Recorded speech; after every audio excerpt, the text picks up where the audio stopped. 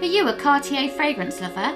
Well, stay with me while I review the latest creation from Cartier La Panthere Eau de Toilette.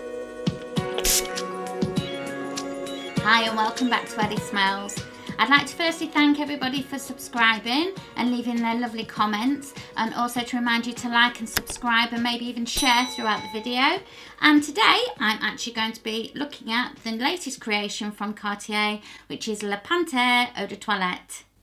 Most of you may be familiar with the Cartier brand. They've been creating beautiful jewellery since 1847, since they started in Paris. All of their items come in a handmade special little red box, which is iconic to their design.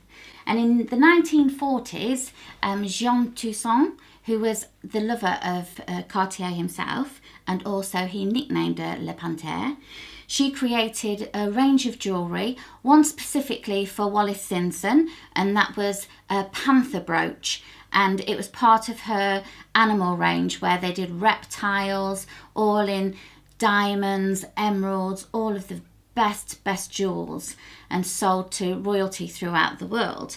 So La Panthere actually means the panther, so that's in homage to Jean Toussaint. So as you'll see from La Panthere Eau de Toilette, the juice is a lovely light peachy pink colour. The bottle has a square or rectangular stopper, almost like a cabochon, which just pops on the top. You've got the light peachy pink banding, but it's the glass itself. I don't know if you'll be able to see, but there's actually a panther face etched into the glass itself at the back and the front, and it's got the Cartier logo across it. So a really unique, lovely bottle. So the nose, or the creator of La Panthere Eau de Toilette, is the same lady that created the original La Panthere Eau de Parfum in 2014, and that's Mathilde Laurent. She started her career with Guerlain, and then she went on in 2005 to work for Cartier, where she's been working since. So I'm going to spray the fragrance first on the blotter and on myself. And as you'll see from the blotters are absolutely beautiful themselves. You've got the panther in the corner, and then you've got the lovely roses, which are also contained in the fragrance at the bottom there. So I think they're just gorgeous. This particular fragrance is classed as a Chypre Floral, which means that it has things such as patchouli, oak mossy and fruits in them. So when you first spray this, you know that it's, you can smell rose initially. That's what I can get the hit of, and I know that Tim could smell the same when I first sprayed it. But in the top notes in this one, you do have bergamot and grapefruit, although when you first smell it, you don't really get a lot of fruity notes.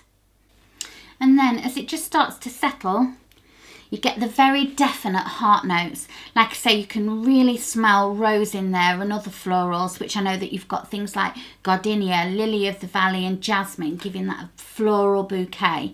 But it's kept quite light and green, with green notes and other fruits such as pear, pineapple. So very soft, quite subtle, also slightly powdery.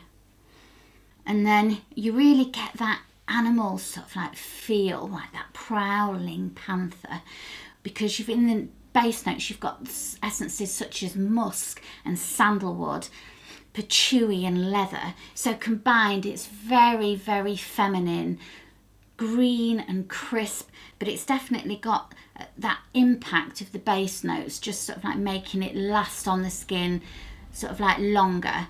You don't really get much of the fruity creation. It is definitely more floral and woodsy. So I imagine that this one is going to be a favourite for a lot of ladies that like to wear something more subdued in the summer, that like to be very sort of like feminine and fresh. However, I think myself, I prefer the La Panthere Eau de Parfum, just for the fact that I do tend to like heavier, longer lasting fragrances.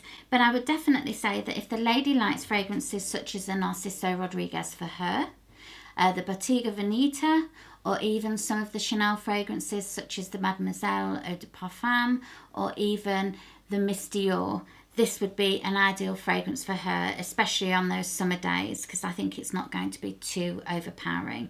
So that's the latest creation from Cartier, which is La Panthere Eau de Toilette. And as you'll see, just as a little note, I'm not wearing my Cartier diamonds today, but something just as special, which is 100% plastic, and it's a little dolphin given to me by my super little granddaughter who's age 5, so I'm wearing it for her.